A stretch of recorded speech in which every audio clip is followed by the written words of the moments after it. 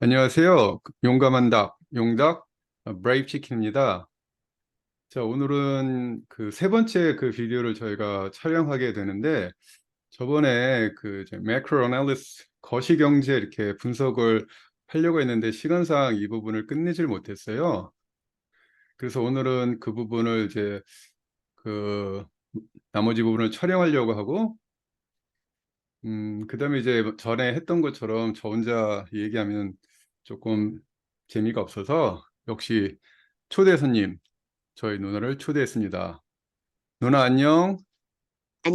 안녕하세요. 어, 그, 어, 내가 오늘 좀 일이 너무 많았어. 막 자동차 막 배터리 방전돼서 그거 어제 오늘 세 번 출동했거든. 막 그래서 그거 그 왜 수리하느라 오늘 너무 방전됐을까? 음, 그러게. 그래서 오늘만 두 번 출동했어. 그래가지고 그거 고치느라고 낮에 이걸 녹음하려고 그랬는데 시간이 안 돼서 지금 이제 거의 뭐 밤 8시 50분 다 되네. 음.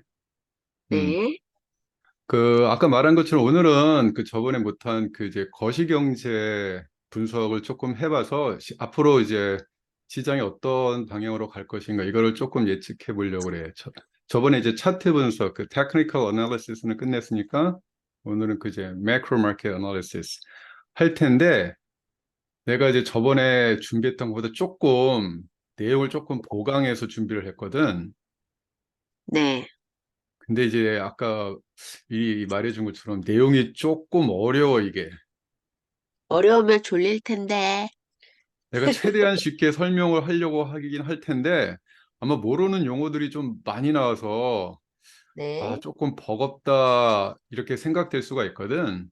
네, 그래서 잘 모르는 거는 뭐 중간에 좀 나한테 물어보고, 네. 뭐, 근데 아마 한 번에 들어서 이해가 안 될 수도 있거든. 그러면 나중에 한번 좀 다시 한번 보고, 그 다음에 누나도 뭐 한번 스스로 한번 찾아보면, 아마 전반적인 거시경제 상황이 어떤지, 여러분 누나가 조금 이제 조금 이렇구나라는 걸 조금 알 수 있을 것 같아, 내가 보기에. 음, 어떻게 알겠습니다. 준비되셨습니까? 네, 됐습니다. 저녁은 잘 드셨어요? 네, 맛있게 먹었어요. 네. 자, 그러면 강의를 한번, 강의가 아니라 이제 강의 내일지 그거를 한번 시작해 보도록 할게. 음, 오늘 그 첫 번째, 이게 두 가지로 이렇게 좀 나눠서 설명을 해볼 건데, 첫 번째는 음, 어, 지금까지 어떤 일이 벌어지고 있었는가? 뭐 이 부분을 먼저 잠깐 해보려고 하거든. 그러니까 이제 음, 나중에 요거를 이 내용을 그 디스크립션, 그 이제 비디오 밑에 이렇게 그 비디오를 설명해 주는 칸에 이걸 써넣긴 할 텐데, 미리 여기 잠깐 음 누나도 좀 이해를 해야 되니까 여기다 잠깐 써줄게. 네,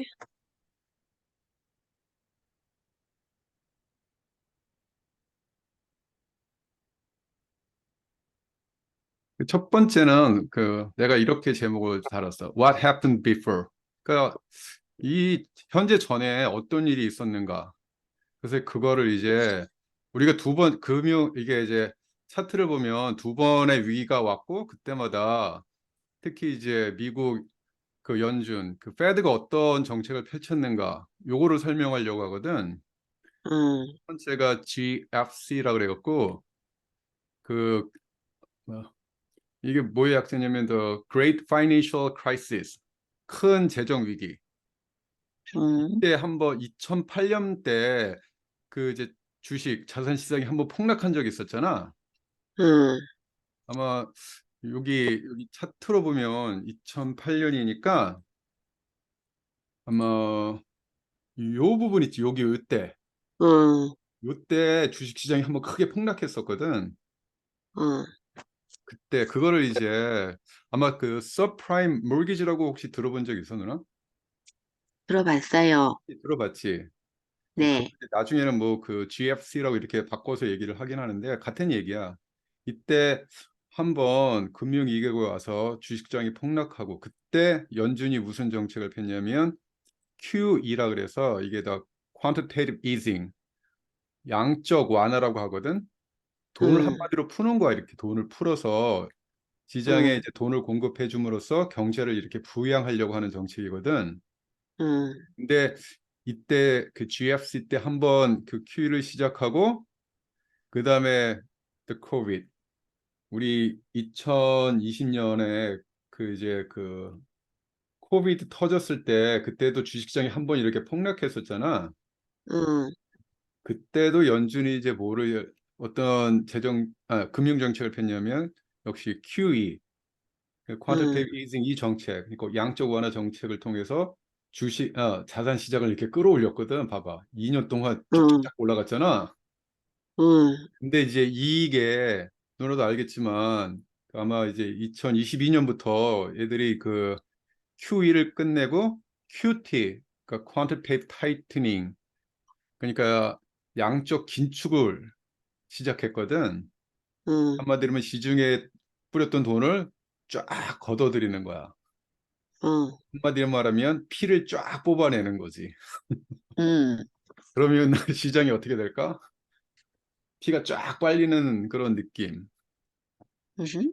어떨 것 같아요? 힘들 것 같은데?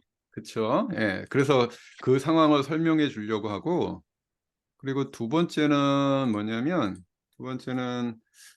그 여러 가지 경제 지표들이 있거든. 응, 우리들이 경제가 어떤 상황이 있는지 알려줄 수 있는 여러 가지 경제 지표들이 있는데, 그 영어로 이제 the economic indicators라고 돼 있는데, 경제 지표들인데 이제 얘들은 그러니까 lagging indicator라 그래서 그러니까 한마디로 lagging이 이렇게 뒤처진이라는 뜻이잖아. 응, 그러니까 한마디로 말하면 그 경제 상황이 변하고 나서 나중에 그거를 확실히 보여주는 지표들 있지. 응. 나중에 나타나는 지표들을 그거 lagging indicator가 하는데 그런 게 있고 두 후행 번째 지표 이런 건가? 응? 후행 후행 지 지표? 응? 후행 지표? 이런 그치. 건가? 우리말로 아마 그걸 거야, 아마. 음, 그다음에 뭔지는 모르겠지만 음, 들어놓은 것 같기도. 그다음에 경제 상황하고 같이 움직이는 지표들이 있거든. 응, 그거를 이제 coincident indicators라고 하는데 그것도 살펴볼 거고 응, 그다음에 아마 우리말로 그러면 그 선행 지표라고 하지. 응, 앞으로 그 시장이 어떻게 전체적인 마켓이 어떻게 움직일까, 경제 상황이 어떨까를 미리 보여주는 그 선행 응, 지표들을 한번 살펴볼 거야. 응, 근데 이제 앞으로 경제 상황이 어떨지를 예측하려면 어떤 지표를 보는 게 좋을까? 그러니까 아까 후행 음. 지표, 동시 지표 아니면 선행 지표. 앞으로의 상황을 예측하려면. 앞으로 음. 상황을, 들어는 본 것 같은데 기억이 안 후행 나네. 지표 그 코인시던 인디케이터 우리말로 뭐라고 번역할지 내가 잘 모르겠는데 그걸 동시 지표라고 해야 되나? 하여튼 동행? 동행인가? 동행 지표? 아마 응, 그렇게 할 수도 있겠다. 그리고 선행 지표. 선행 지표는 앞으로의 경제 상황을 미리 보여주는 지표잖아. 응. 그럼 앞으로 경제 상황을 예측하려면 어떤 지표를 봐야 돼? 후행 지표를 봐야 돼? 선행 지표를 봐야 돼? 동행 지표를 봐야 돼?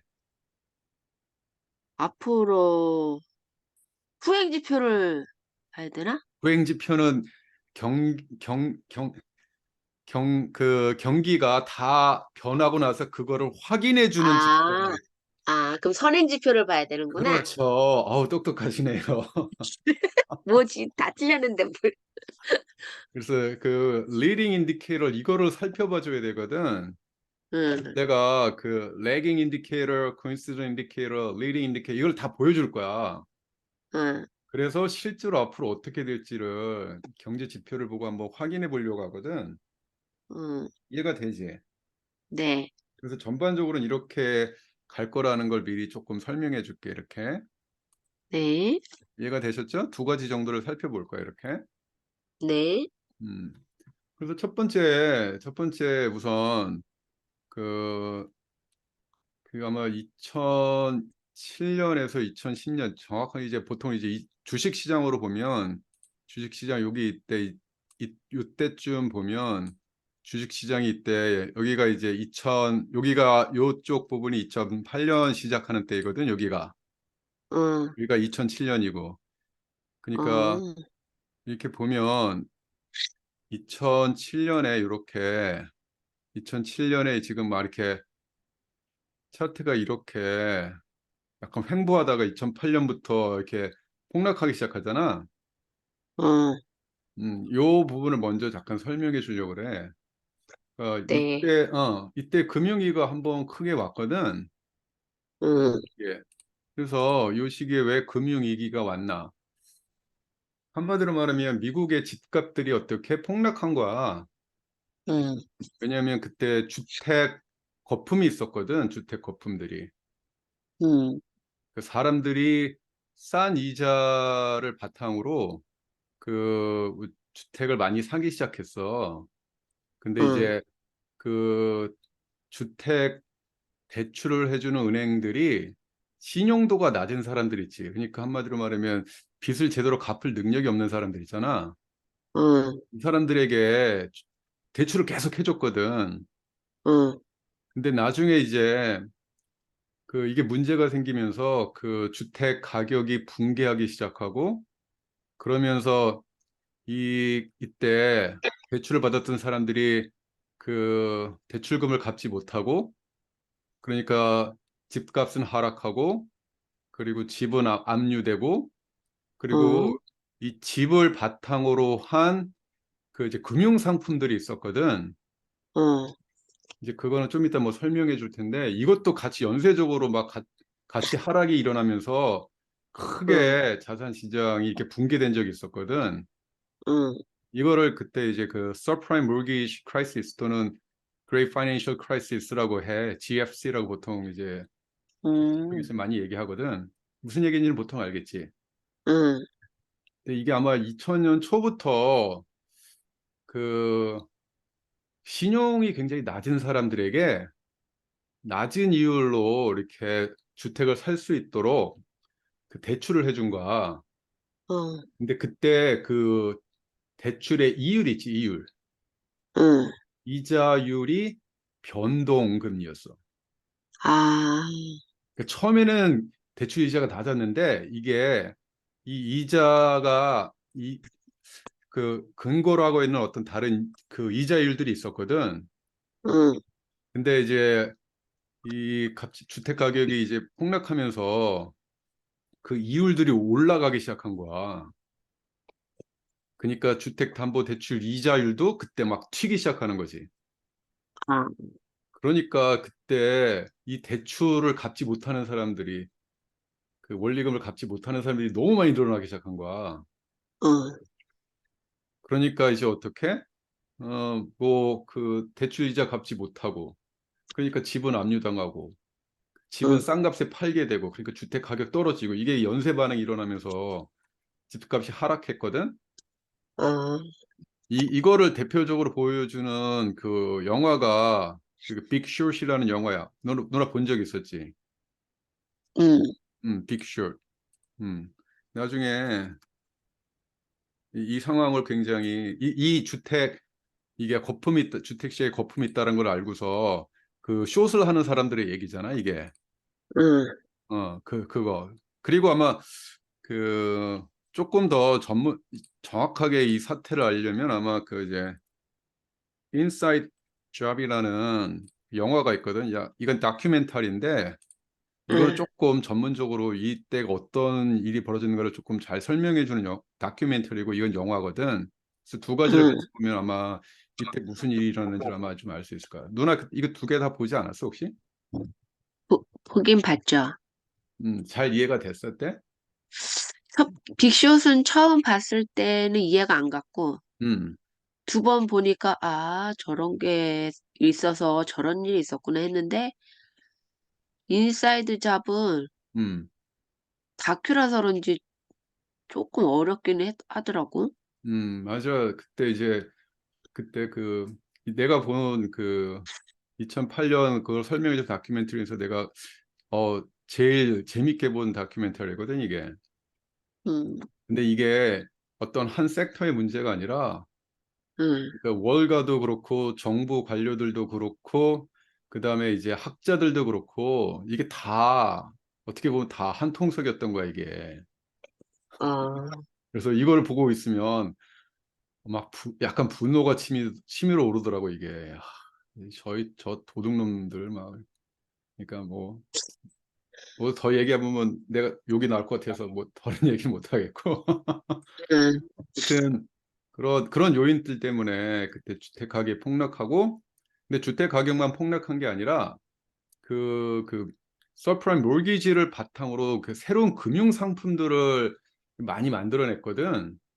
응, 이거는 조금 이제 약간 내용이 어려울 수 있는데 그때 이제 나왔던 새로운 금융 상품들이 뭐가 있냐면 뭐 CDO 그다음에 뭐 MBS 그다음에 그다음 어 CDS 뭐 이런 것들이 있어. 응, CDO는 collateralized debt obligation 한마디로 하면 응, 빚을 상품으로 그러니까 거래할 수 있는 상품으로 만든 금융 상품이거든 이것은 빚을. 빚을, 음. 예를 들어서 내가 누나가 내가 내가 누나한테 돈을 빌려줬어. 응, 그러면 내가 누나한테 받을 빚이 있는 거잖아. 응, 근데 그걸 내가 갖고 있는 게 아니라 그걸 상품화해서 내가 다른 사람에게 파는 거야. 아, 그걸 이제 그 CDO라고 하거든. 아, 한마디로 말하면 담보가 있는 어떤 부채를 상품화한 거지, 이게. 아, 여기서는 그 주택이 그 담보가 되겠지, 그치? 아, 그리고 MBS는 Mortgage-Backed Security라고, mortgage 있잖아, 주택담보대출. 이거를 바탕으로 한 금융상품이고, 응, 그다음에 Credit Default Swap은 한마디로 말하면 이건 뭐냐면 일종의 보험 같은 거야. 응, 무슨 말이냐면 내가 CDO MBS를 샀어. 응, 근데 이 채무자가 이 채무를 갚지 못하는 상황이 있을 수도 있잖아. 응, 그런 경우 내가 이 금융상품을 샀는데 얘들이 돈을 못 갚으면 이 금융상품은 가치가 없어지고 내가 폭망하게 되는 거잖아. 내 투자가 가치가 하락하는 응, 거잖아. 응, 그때 그거를 방지해 줄 수 있는 보험이거든, 이게. 응, 일종의. 다시 말하면 어, 이런 그 채무 불이행 상황이 발생했을 때 그 위험을 내가 아니라 다른 상대방에게 전가시킬 수 있는 보험 상품이야. 어, 그러니까 내가 집을 샀는데 집이 이제 상품인 거지. 근데 응, 집에 불이 혹시 날지 모르니까 화재 보험을 드는 거잖아. 응, 그것처럼 그러면 화재가 났을 때 그 화재의 위험은 내가 지는 것이 아니라 보험회사가 드는 거잖아. 보험회사가, 그치? 아, 마찬가지로 내가 이 상품에 투자를 했는데 응, 이 상품에 혹시 가치가 떨어지는 상황이 발생할 수 있어. 어, 이 몰기지나 아니면 이 부채를 갚지 못하는 상황이 발생했을 때 나의 투자의 응, 가치가 떨어질 상황 있잖아. 어, 그거를 그때 그 위험을 다른 사람에게 전가시켜 줄 수 있는 상품이야 이게. 크레딧 디폴트 스왑이. 응, 무슨 말인지 알겠지? 대신 응, 상대방에게 내가 매달 일종의 돈을 지불해 응, 주는 거야. 응, 보험료 내듯이. 아, 알 수 있겠지. 응, 근데 나중에 그 빅숏이라는 영화에 보면 그 이제 그 마이클 버리라는 그, 그, 미국 주택 시장에 숏을 해서 돈을 크게 응, 벌었던 사람 있잖아. 응, 그 주인공 있지. 그 남자 응, 크리스천 베일 그 사람. 응, 걔가 역할했던. 배트맨, 어, 걔가 샀던 상품이 CDS야 이게. 걔가 아, 크레딧 디폴트 수합을 여러 그때 모건 스탠리, 뭐 골드만 삭스 이렇게 돌아다니면서 계속 사잖아. 응, 그 뭐 상품이 사긴 사는데, 그게 CDS였어 그게. 아, 왜? 얘네들이 가치가 폭락할 거라고 예견해서 이걸 산 거야 보험 상품을. 그래서 얘네들이 아, 가치가 떨어지면 내가 그때 크게 먹을 수 있다라는 거지 이게. 근데 이게 문제가 뭐냐면 이게 새로운 상품들이어서 이때 당시 이제 그 투자은행들이 이런 상품을 만들어서 팔았는데 이게 새로운 상품이다 보니까 이 상품들의 위험성을 모르는 사람들이 이걸 샀다라는 거야, 이게. 아, 무슨 말인지 알겠지, 그치? 그래서 이게 응, 문제가 굉장히 커진 측면이 있어, 이게. 아. 상품을 내용을 제대로 모르고 샀구만. 그런 경우가 있다라는 거죠, 그치? 어, 그래서, 그러니까 주택 시장이, 그러니까 신용도가 낮은 사람들에게 굉장히 싼 이자로 주택 대출을 해줬다가 그 응, 주택 거품이 주택 가격이 계속 2000년부터 초부터 올라가다가 거의 2007년부터 이제 폭락하려고 하거든. 응, 어느라도 신용이 없는 사람들이 주택을 세개네개씩 사고 있는 거야, 이게. 그게 이제 빅쇼스에 보면 나오잖아. 응, 시장에 그치. 거품이 있다라고 막. 응, 그리고 그것과 연관된 상품들도 같이 동반 하락하는 거지, 그치? 음, 무슨 말인지 알겠지, 이게 왜 일어났는지. 대충은 알 것 같아. 음. 그래서 그때 이제 큰 금융 위기가 몰아닥쳐서 미국보다 전 세계가 막 실업자들 나오고 막 주택 잃어버린 사람들 나오고 막 이런 게 막 응, 터졌었잖아. 응, 그때 이제 이거를 방치할 수가 없어서 그때 이제 미국 정부가 나서고 그때 이제 연준이 나서기 시작해 또. 응, 그래서 연준이 그때 시장을 구하기 위해서 펼쳤던 여러 가지 정책들이 있는데 그 중에 하나가 뭐였냐면 이제 quantitative easing이라는 거야, 한마디로 말하면.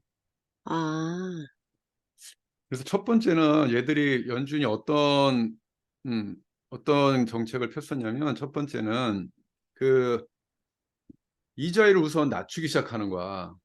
음, 어, 사람들이 돈을 쉽게 빌릴 수 있도록 이자를 낮추면 사람들이 돈을 쉽게 빌릴 수 있고 그럼 시중에 응, 돈이 많이 돌 수 있잖아. 응, 이자율을 낮춰주고 두 번째는 뭐냐면 이제 여러 금융기관들에게 그 이제 돈을 막 빌려주기 했어요, 이 사람들이. 어, 음, 영어로 쓰고 있네, 내가 갑자기. 아유. 그리고 세 번째가 뭐였냐면 얘들이 이제 여러 가지 그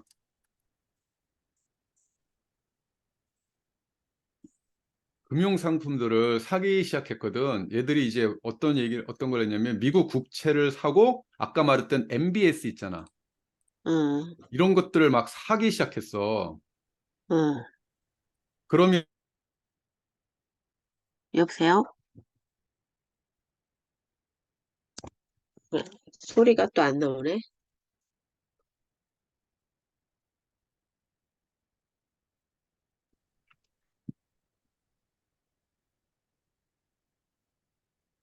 여보세요? 소리가 갑자기 멈췄는데? 지금은 들려? 응, 어. 그럼 계속할게. 그래서 연준이 그 미국 국채, 그다음에 그 MBS 이런 것들을 사기 시작했어. 이게 문제가 된다 응, 그랬었잖아, 아까. 응, 이거를 사면서 그 이제 금융시장에 돈을 뿌리기 시작하는 거야. 응, 그게 이제 뭐냐면 그 QE야, QE. 이런 국채나 아니면 그 MBS 이런 것을 사니까 돈을 줘야 될 거 아니야. 그치, 그러면 돈이 시장으로 나가게 되는 거지. 그치, 그러니까 시장에 돈을 뿌리는 거야, 얘들이. 응, 그게 Q이고 그러면서 이율은 어떻게 낮추기 시작하는 거지. 응, 그래서 이 정책을 계속 펴왔었거든. 응. 그러니까 경제가 어떻게 된다? 그때부터 올라가기 우리가 시작한다. 2008년 나왔다가 쭉쭉쭉쭉 쭉쭉쭉쭉 올라가기 올라? 시작하는 거지, 그치? 그러게. 어. 그러니까 그 자산 시장 특히 이제 주식 시장 같은 게 누구의 영향을 굉장히 많이 받는다? 미국 연준의 금융 정책 있잖아. 응, 금융 정책에 영향을 많이 받을 수밖에 없어. 그러니까 응, 이제 미 연준이 이런 양적 완화 같은 금융 정책을 실시하잖아. QE를 시작하면 시중에 돈이 도니까 그 자산 시장, 특히 이제 그 주식장 같은 것이 이렇게 올라가기 시작하고 얘들이 응, Q 한마디로 말하면 그 이제 그, 그 그 금융시장에 피를 공급해주는 돈이 피거든. 피를 공급해주면 사람이 응, 살아나고 피를 응, 뽑아내면 사람이 죽는 거잖아. 응, 돈을 공급하면 금융시장이 살아나고 돈을 걷어들이면 금융시장이 줄어들거든. 그래서 응, 그 연준의 그 정책에 따라서 그 자산시장 또 이런 주식시장이 왔다 갔다 크게 움직이거든. 그래서 그 응, 파월이 무슨 연설할 때마다 막 주식시장이 막 요동을 막 치잖아. 그게 다 이유가 응, 있는 거야, 그게. 응, 그리고 여기까지 무슨 얘기인지 알 수 있겠지, 그치? 응, 음. 그 뭐 대표적인 얼마큼 이제 그 미국 연준의 금융 정책이 시장에 영향을 주냐면 여기는 주식에서 안 나오는데 2013년에 그 버냉키라는 그 미국 연준 의장이 우리가 이제 이런 자산 사들이는 거 QE를 줄일 수 있다라고 응, 얘기했거든. 응. 그러니까 그 채권에 투자했던 투자자들, 그러니까 한마디로 연준이 채권을 안 사겠다라는 거야. 그러니까 아, 채권에 투자했던 사람들은 그 소리를 들었으면 어떻게 될까? 퀴즈입니다. 그리, 채권을 안 사다 연준이 드리니까, 채권을 이제 더 이상 안 사겠다, 안 살 수도 있다는 얘기를 응, 했거든. 음. 응. 그러니까 채권에 투자했던 투자자들은 어떤 느낌일까요? 시중에 채권이 많이 생기는 거 아니야, 그러면? 채권 가격이 낮아지나? 그치, 채권 가격이 낮아지죠? 왜? 응. 연준이 채권의 최대 구매자거든. 근데 채권을 안 아, 그럼 사겠다 그래. 채권 가격이 낮아지고 채권의 이자율이 높아지는 건가? 그러면? 그치, 채권의 가격이 낮아지면 그 이율이 높아지나? 올라가겠죠, 그렇죠?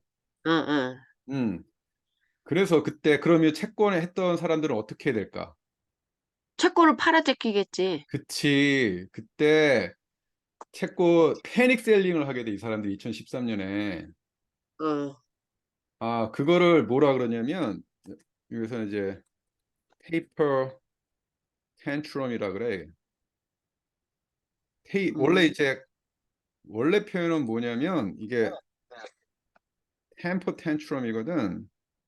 응, 템퍼 텐트럼은 이건 뭐냐면 애들이 징징거리는 거 있잖아. 뭐 안 사주고 뭐 안 응. 해주면 막 바닥에 누워서 막 징징대는 거 징징거리는 거? 있지. 응, 그게 이제 텐트럼이야. 응, 그리고 이제 템퍼 성질, 텐트럼 이렇게 막 징징대기 뭐 이런 소리거든. 응. 근데 그 상황을 뭐라냐면 테이퍼 텐트럼이라 그래. 아, 테이퍼는 줄인다라는 거거든. 응, 한마디로 말하면 그러니까 이제 QE를 줄이겠다 그러니까 시장에서 징징거리기 시작한 거야. 응, 패닉 셀링 한 거야. 응. 한마디로 면 그래서 그때 그 상황을 보고서 근데 실제로 이걸 하지 않았어. 아, 왜 그 상황을 보고 나서 아 이러면 안 되겠다라고 이렇게 때 느꼈다는 얘기가 있거든. 그래서 응, 실제로 하지 않았는데 하겠다란 말만 하니까 시장이 크게 요동치는 거지. 그리고 응, 그때 아마 이제 그 채권 시장이 그렇게 폭락하면 그 주식 시장도 같이 무너질 거라고 그때 예측을 했었거든. 왜냐하면 응, 그 연준이 QE를 통해서 시장에 돈을 뿌리는데 그 돈이 주식 응, 시장에도 가서 주식 시장을 떠받치고 있다라는 얘기야. 응, 근데 그 더 이상 이제 돈을 뿌리지 않겠다는 얘기를 하니까 우선 채권 시장이 크게 흔들리고 그다음에 이제 주식 시장이 올 거라고 했는데 주식 시장이 폭락까지는 안 갔어, 이게. 여기 보면 어, 알겠지만 2010년, 13년에 여기 요, 요쯤인데 크게 뭐 응, 하락하거나 그런 건 없잖아. 응, 실제로는 하지 않아서 뭐 크게 주식시장에 영향을 미치는 않았거든. 응, 그래서 대충 여기까지는 무슨 얘기인지 알겠지. 응, 어떻게 이제 이런 금융위기 때 연준이 어떤 정책을 통해서 시장을 떠받치려고 하는가. 응, 음. 근데 이제 이렇게 QE를 하게 되면 좀 문제가 생길 수가 있어, 이게. 응. 어떤 문제가 생길지 혹시 그 생각나? 한번 생각해봐. 지금이랑 비슷한 거 아니야. 첫 번째 뭐가 있어? 인플레이션. 맞아. 인플레이션 돈이 많이 나오니까 응. 뭐가 생길 수 있다? 인플레이션이 생길 수 있고 두 번째. 시장에 그리고 돈이 많으니까 돈이 갈 곳을 찾아야 돼. 어디로 갈까? 돈이 갈 곳? 음. 시장에 돈이 많으면 여기 써 있네. 자산 버블이야, 뭐야. 그치. 자산 시장에 거품이 끼기 시작한단 말이야. 응, 응, 그다음에 이렇게 돈이 인위적으로 이렇게 돈을 푸니까 이게 응. 무엇을 일으킨다? 시장을 왜곡하는 현상이 발생한단 말이야, 이게. 아, 그래서 이게 약간 문제점이 있고 좀 이따 응, 얘기하겠지만 코비드 터지고 나서 연준이 다시 QE 응. 정책을 시작하니까 자산 시장이 어떻게 돼? 주식 시장이 막 거의 미친 듯이 올라가기 시작했잖아. 그러니까 더 그러니까 올랐어, 뭐가 어떡해. 그러니까 이제 자산 시장에 거품이 있고 시장이 왜곡이 생기면서 인플레이션이 계속 나오는 거야, 이게. 인플레이션의 위험이 있거든. 아, 아, 근데 요쪽으로 조금 넘어가서 이제 응, 살펴볼 텐데, 음, 여기는 조금 지우고. 근데 이렇게 되면, 근데 그때 이제 여기서부터 이제 큐를 시작해서 계속 자산 시장이 올라가서 좋긴 한데, 이때부터 사람들이 2021년부터 사람들이 뭐라 그랬냐면, 이렇게 하다가 인플레이션이 오는 거 아니냐, 이런 얘기를 응, 했었거든. 응. 그때 연준에서 그때 파웰이 무슨 얘기를 했는지 알아? 몰라? 그 이런 얘기를 했어. Inflation is transitory. 인플레는 뭐다? 뭐야? transitory. 일시적이라는 거야. 거짓말 친 거네. 인플레이션이 그때 인플레이션이 조금씩 올라가기 시작했거든. 응, 근데 이제 그거 올라가는 건 뭐 그냥 일시적인 현상이에요. 뭐 걱정하지 응, 마세요. 그리고 얘가 또 한 유명한 말이 있어. 응. 뭐지? 뭐 그때 뭐라 그랬었냐면 그 이게 인용을 시켜. We're not even thinking about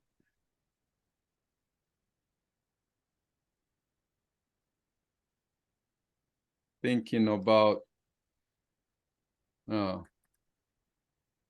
어, raising rates. 이게 Thinking about이 두 개나 있어.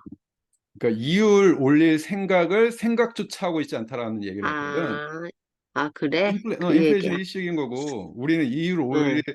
생각을 생각조차 하고 있지 않다는 거야. 꿈에도 이런 생각을 하고 있지 않다라는 거야. 아, 근데 이제 여기서 이렇게 보면 알겠지만 잠시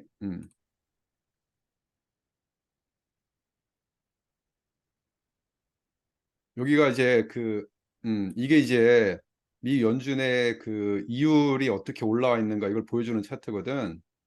여기 어, 보면 2020년 1월에 연주 금리를 0.25% 25 베이시스 포인트라고 하는데 일로 어. 낮춘 거야. 여기서 이렇게 코비드 터지니까. 완전 수직 하강했네. 음.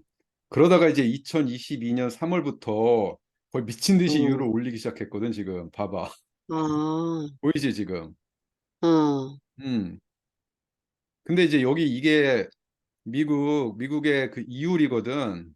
어, 2020년부터 인플레이션이 계속 올라가기 시작하잖아. 근데 어. 이때 뭐라 그랬냐면, 일시적이다. 그리고 이율을 올릴 생각을 꿈에도 하고 있지 않다라고 얘기했는데, 이게 계속 미친 듯이 올라갈 거야. 올라가니까, 이때부터 어떻게? 저희가 했던 말은 저희가 취소해야 될 것 같고요. 우리 이제 이율을 올려야 될 것 같다라는 얘기를 하거든. 응, 어, 무슨 말인지 알겠지, 그치? 어. 그래서 아마 그때 이제 아마 2022년 3월부터 여보세요? 소리가 또 안 나네. 여보세요? 소리가, 음, 지금 시간이 응, 한 2분 정도밖에 안 남아서 응, 우선은 여기까지 끊고 응, 아까 봤던 그 지표들 있지, 지표들. 이코노믹 응. 인디케이터. 요거는 다시 찍어야 될 것 같다, 보니까. 그러니까 우리가 했던 요 오케이. 얘기까지만 했거든. 응. 이거는 좀 끊어서, 이걸 한 번에 하려고 했더니 역시 내용이 좀 많아서 이게 한 번에 안 되네. 요거는 다시 찍어야 될 것 같아, 여기는. 알겠습니다. 오늘 했던 얘기 중에 조금 이해가 안 되는 부분 있어? 오늘 한 거? 음. 아니, 오늘 한 거 이해 웬만한 거 다 된 거 같은데, 난? 아, 그치. 그러니까 응, 한마디로 말하면 이런 금융 위기 때 또는 자산 시장이 크게 폭락할 때 연준이 어떤 정책을 통해서 이거를 끌어올리는데 응, 이러한 금융 정책에 어떤 문제점이 있는가? 어, 인플레이션이 올 수 있다라는 거. 그리고 지금 인플레이션이 굉장히 지속적으로 이렇게 오게 되면 이걸 잡기가 응, 굉장히 힘들다라는 거지. 지금 우리가 아, 그 상황에 와 있다라는 거야, 지금. 그리고 그러게. 앞으로 경제나 경기가 어떻게 진행될까를 보여주는 이 그 직접들은 아마 다음 시간에 하는 걸로 해야 될 것 같아요. 알겠어요. 자, 그럼 오늘은 여기까지 하고 나도 좀 이따 시간이 거의 다 돼서 좀 있으면 이제 트레이딩 해야 되거든. 음, 이거는 내일 같이 해볼 수 있을까요? 네, 그러세요. 네. 그러면 오늘은 여기까지 하는 걸로 할게. 네, 이거 끝내고 싶었는데 끝내지를 못하네요. 시간이 다 돼서. 좀 아쉽지만 그러니까요. 요거는 다음 비디오에서 다시 다루는 걸로 하고 오늘은 여기까지 하도록 하겠습니다. 예, 내용이 마음에 드셨다면 구독과 좋아요 눌러주시기 바랍니다. 감사합니다.